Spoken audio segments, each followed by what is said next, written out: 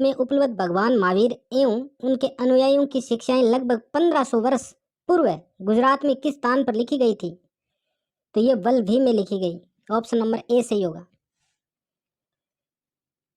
Question number 92, संघ में पुरुषों और स्त्रियों के रहने की अलग अलग व्यवस्था थी, यह हमें किस त्रिपिटक से पता चलता है? तो यह हमें विनय पिटक से पता चलता है। क्वेश्चन नंबर 93, कौन सी नदियों ने मगध के यातायात, जल वितरण एवं जमीन को उपजाऊ बनाने में महत्वपूर्ण योगदान दिया? तो वो कौन सी नदियां थी? गोदावरी, तुंगभद्रा, गंगा, सोन, चंबल, माही, कृष्णा, कावेरी। तो कौन सी नदियां थी? गंगा और सोन। क्वेश्चन नंबर 94, अशोक के अधिकांश अभिलेख कहाँ पाए गए? तो अशोक के अधिकांश अभिलेख पाए गए हैं प्राकृत भाषा और ब्राह्मी लिपि में। क्वेश्चन नंबर 95, वह कौन सा भूभाग था जो ब्राह्मणों को दान दिया जाता था तथा उससे भूमि कर व अन्य प्रकार के कर राजा द्वारा नहीं वसूले जाते थे? तो ब्राह्मणों को दी जाने वाली जो दान में भूमि दी जाती थी उसे अग्रहार कहा जाता था। क्वेश्चन नंबर 96, प्रयाग प्रशस्ति की रचना समुद्रगुप्त के राजकवि हरिश्चंद्र ने किस भाषा में की थी? तो ये संस्कृत भाषा में की थी। शुंग वंश की स्थापना किस मौर्य सेनानायक द्वारा की गई? तो शुंग वंश की स्थापना पुष्यमित्र शुंग के द्वारा की गई। ऑप्शन नंबर ए सही होगा। क्वेश्चन नंबर 98, कनिष्क का राजकवि चुने जिसने बुद्ध की जीवनी बुद्ध चरित की रचना की थी। वह कनिष्क का राजकवि कौन था जिसने बुद्ध चरित और बुद्ध की जीवनी लिखी? तो वो अश्वघोष था। ऑप्शन नंबर बी सही होगा 98 में। क्वेश्चन नंबर 99, मुगल प्रांतों में एक प्रशासनिक परमंडल कौन सा था? तो वो था परगना। तो 99 में डी होगा। अलवार संतों का एक मुख्य काव्य संकलन जिसे तमिल वेद के रूप में भी जाना जाता है, तो वो दिव्य प्रबंधनम यानी नलियुरा दिव्य प्रबंधनम, इसे तमिल वेद के नाम से जाना जाता है। तो 100 नंबर क्वेश्चन में ऑप्शन नंबर डी सही होगा। लगभग क्वेश्चन सभी के सभी क्वेश्चन ये एनसीईआरटी से उठाए गए हैं, यानी 90% जो क्वेश्चन उठाए गए हैं जीके के अंदर ये एनसीईआरटी से आए हैं। मुगल शासक जहांगीर की माता किस राजपूत वंश से संबंधित थी? तो ये कछवाहा वंश से संबंधित थी। ऑप्शन नंबर ए सही होगा। ये फल एक दिन हमारे ही मुंह में आकर गिरेगा 1851 में गवर्नर जनरल लॉर्ड डलहौजी ने यह कथन किस रियासत के बारे में कहा था? तो यह कथन अवध रियासत के बारे में कहा था। क्वेश्चन नंबर 103, क्वेश्चन नंबर 103, प्रत्यक्ष कार्यवाही दिवस हेतु कौन सा दिन निर्धारित किया गया था? तो 16 अगस्त 1946 को मुस्लिम लीग ने निर्धारित किया था ये। क्वेश्चन नंबर 104, किस संविधान संशोधन के द्वारा भारत में वयस्क मताधिकार की आयु 21 वर्ष से घटाकर 18 वर्ष की गई? तो 61वें संविधान संशोधन के द्वारा। ऑप्शन नंबर बी सही होगा 104 में। क्वेश्चन नंबर 105, भारत के संविधान की प्रस्तावना में कौन सी विशेषता नहीं है? तो संघीय शासन ये विशेषता नहीं है। ऑप्शन नंबर बी सही होगा। भारत की संविधान निर्मात्री सभा के उपाध्यक्ष कौन थे? H C Mukherjee. कौन थे? H C Mukherjee. तो क्वेश्चन नंबर 106 में डी होगा। क्वेश्चन नंबर 107, संपत्ति का अधिकार वर्तमान में भारत के संविधान के किस अनुच्छेद में वर्णित है? तो ये अनुच्छेद 300 क में वर्णित है। तो ऑप्शन नंबर सी सही होगा। क्वेश्चन नंबर 108, 6 से 14 वर्ष के बालकों को शिक्षा के अवसर उपलब्ध कराने हेतु कौन सा संविधान संशोधन किया गया? तो ये 86वां संविधान संशोधन 2002 में अटल बिहारी वाजपेयी जी के इसमें किया गया था। तो सी ऑप्शन होगा इसका। क्वेश्चन नंबर 109, भारत के उपराष्ट्रपति के निर्वाचक मंडल में कौन शामिल हैं? तो भारत के निर्वाचन मंडल में संसद के दोनों सदनों के सदस्य भाग लेते हैं, चाहे वो मनोनीत हो चाहे निर्वाचित हो। इस तरह से 109 नंबर क्वेश्चन में ऑप्शन नंबर ए सही होगा, संसद के मनोनीत सदस्य भाग लेते हैं। बी के अंदर है कि राज्य विधानसभाओं के निर्वाचित सदस्य और राज्य विधानसभाओं के मनोनीत सदस्य। तो विधानसभाओं के ये मनोनीत सदस्य तो किसी में भाग नहीं लेंगे, लेकिन राज्य विधानसभाओं के निर्वाचित सदस्य ये राष्ट्रपति के निर्वाचन में भाग लेते हैं। तो कुछ क्वेश्चन नंबर 109 का सही उत्तर होगा option number A. Question number 110, Bharat के उच्चतम न्यायालय से परामर्श करने की राष्ट्रपति की शक्ति भारत के संविधान के किस अनुच्छेद में वर्णित है? तो अनुच्छेद 143 में है। ऑप्शन नंबर ए सही होगा। क्वेश्चन नंबर 111, भारत के संविधान के किस भाग में शहरी स्थानीय शासन वर्णित है? तो ये भाग 9 क में है। तो भाग 9 क में है ये। क्वेश्चन नंबर 112, राष्ट्रीय बाल अधिकार संरक्षण आयोग में न्यूनतम कितनी महिला सदस्य होनी अनिवार्य है? तो राष्ट्रीय बाल अधिकार संरक्षण आयोग में एक अध्यक्ष और 6 सदस्य होते हैं, जिनमें न्यूनतम 2 महिलाएं होनी अनिवार्य है। तो एक क्वेश्चन नंबर 112 में ऑप्शन नंबर ए सही होगा। दोस्तों पूरा मैटर ये एनसीईआरटी से उठाया गया है और रीट एग्जाम से पहले मैंने इस चैनल पे कक्षा 6 से लेकर 10th तक पूरी एनसीईआरटी बुक्स और राजस्थान अध्ययन की बुक्स को क्लियर करवाया था। क्वेश्चन नंबर 113, भारत के संविधान के अनुच्छेद 74 के तहत राष्ट्रपति किसकी सलाह से कार्य करता है? तो मंत्रिपरिषद की सलाह से। ऑप्शन नंबर ए सही होगा। निम्नलिखित में से कौन सा आंतरिक ग्रहों का एक समूह है? आंतरिक ग्रहों का समूह पूछा गया है, तो बृहस्पति आया है ऑप्शन नंबर ए में। ये बाह्य ग्रह, इसमें भी बृहस्पति है, इसमें भी बृहस्पति है, ये तीनों कट जाएंगे। ऑप्शन नंबर बी सही होगा। शुक्र, पृथ्वी, बुध, मंगल ये आंतरिक ग्रह है।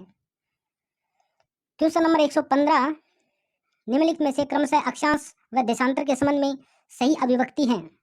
तो दोस्तों इसमें ऑप्शन नंबर डी सही होगा। 23 डिग्री उत्तर से 66 डिग्री पूर्वी। इसमें देखते हैं अक्षांश और देशांतर 180 तक की होते हैं पूर्वी साइड में। तो यहाँ पर 197, यहाँ पश्चिम में 192 दे रखे हैं। तो 0 डिग्री देशांतर रेखा के पूर्व में भी 180 होते हैं और पश्चिम में भी 180 होते हैं। इस तरीके से ये ए और सी दोनों ऑप्शन कट गए। ऑप्शन नंबर बी की बात करें तो यहाँ पर देखें अक्षांश की, तो अक्षांश 56 उत्तर से 91 डिग्री अक्षांश नहीं होता है, 90 डिग्री तक अक्षांश माने गए हैं। तो इस तरीके से बी नंबर भी कट जाएगा। तो 115 नंबर में सही उत्तर होगा डी, विषुव संबंधित है। तो विषुव किससे संबंधित है? 21 मार्च से। 21 मार्च और 23 सितंबर को 2 विषुव होते हैं वर्ष में। 21 मार्च को होता है बसंत विषुव और 23 सितंबर को होता है शरद विषुव। तो यहाँ पर विषुव पूछा गया है, तो ऑप्शन नंबर ए सही होगा। 21 मार्च से बसंत विषुव होता है। क्वेश्चन नंबर 117, कौन सी पर्वतमाला प्रायद्वीपीय पठार के उत्तर और पश्चिमी दिशा में स्थित है? पर्वतमालाएं दी गई है और भारत के उत्तर पश्चिम में देखें तो विंध्याचल यहाँ पे है और इसी के समांतर सतपुड़ा है। पूर्वी घाट यहाँ पे रह गया और इस प्रायद्वीपीय पठार के उत्तर और पश्चिम में यहाँ पर अरावली पर्वतमाला है। तो 117 का ऑप्शन नंबर सी सही होगा, अरावली। क्वेश्चन नंबर 118, निम्नलिखित में से कौन सा अंतर्जनित बलों से संबंधित है? तो हिमनद अंतर्जनित नहीं है। यहाँ पर नदी आ गया, ये भी नहीं है, यहाँ पे नदी आ गया, तो ये ऑप्शन कट गए। ऑप्शन नंबर बी होगा, इसमें ज्वालामुखी, भूस्खलन और भूकंप ये सही होगा। क्वेश्चन नंबर 118 में बी होगा। क्वेश्चन नंबर 119, 1947 में भारतीय पुरातत्व सर्वेक्षण के तत्कालीन डायरेक्टर जनरल कौन थे? तो वो IEM वहीलर थे। ऑप्शन नंबर सी सही होगा 119 में।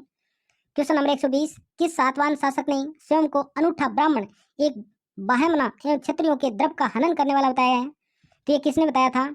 ये गौतमी पुत्र श्री सातकर्णी ने बताया था। क्वेश्चन 120 में ऑप्शन नंबर डी सही होगा। दोस्तों अगर वीडियो अच्छा लग रहा है तो लाइक शेयर सब्सक्राइब करें, अपने दोस्तों को भी शेयर करें और आगे के कंटेंट के लिए, बढ़िया मैटर के लिए आप ऑल नोटिफिकेशन पे क्लिक करें, जिससे आगे आने वाले नोटिफिकेशन के बारे में आपको पता चले।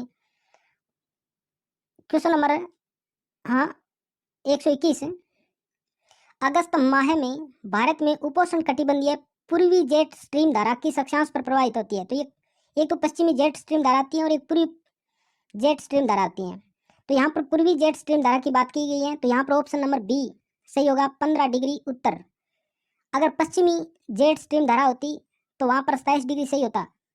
क्वेश्चन नंबर 122, राजस्थान के भौतिक प्रदेशों का उत्तर से दक्षिण में व्यवस्थित क्रम कौन सा है?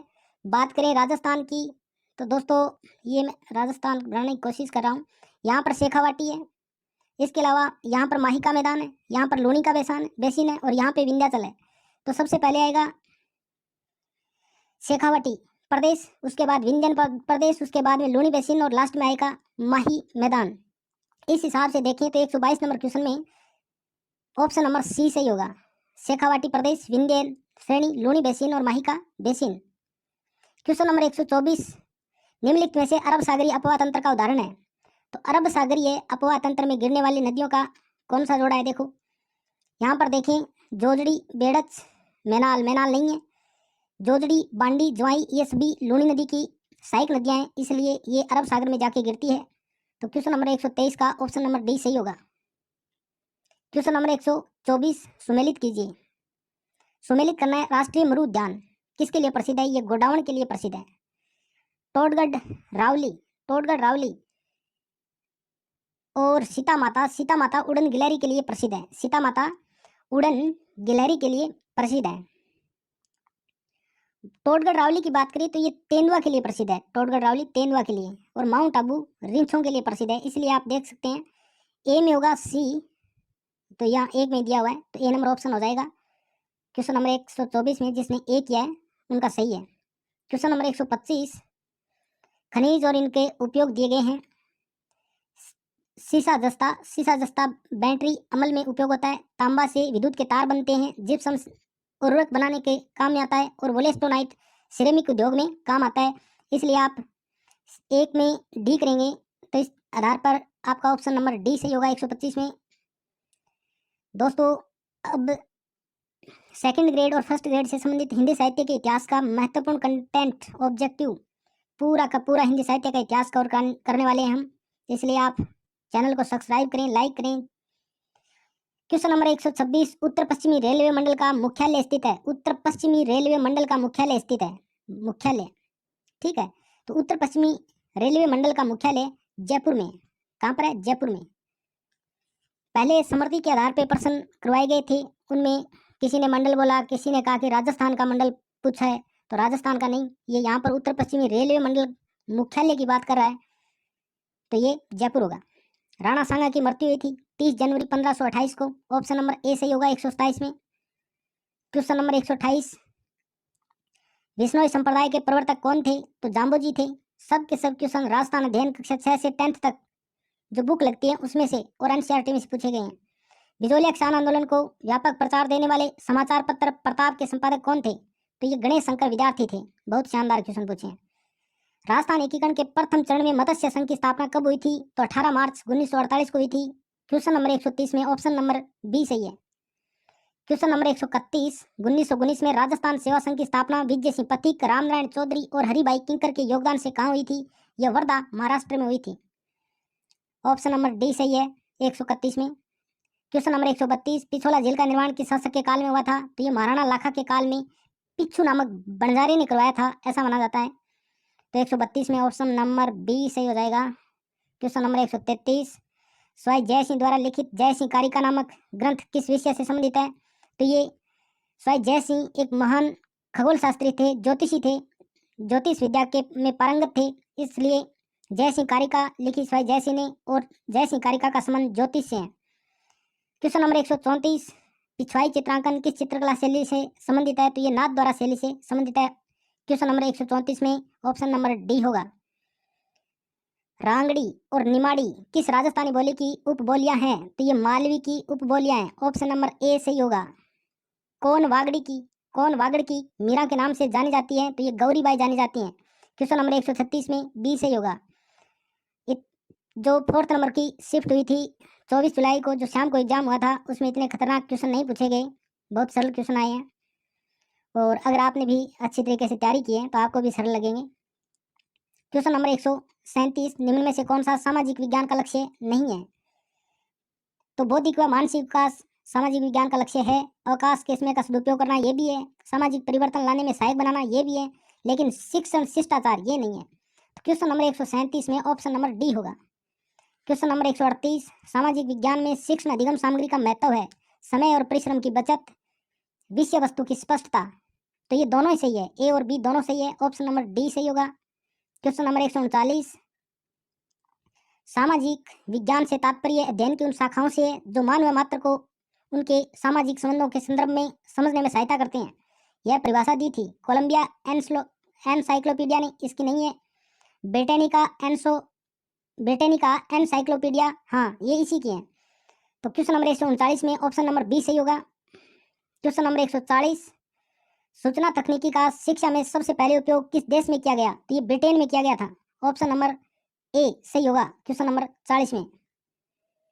क्वेश्चन नंबर 141 है एक अच्छे मूल्यांकन के लिए कौन सा मापदंड सही नहीं है? वैधता होनी चाहिए, वस्तुनिष्ठता होनी चाहिए, विश्वसनीयता होनी चाहिए, लेकिन व्यक्तिपरकता सब्जेक्टिविटी नहीं होनी चाहिए। तो 141 में डी हो जाएगा।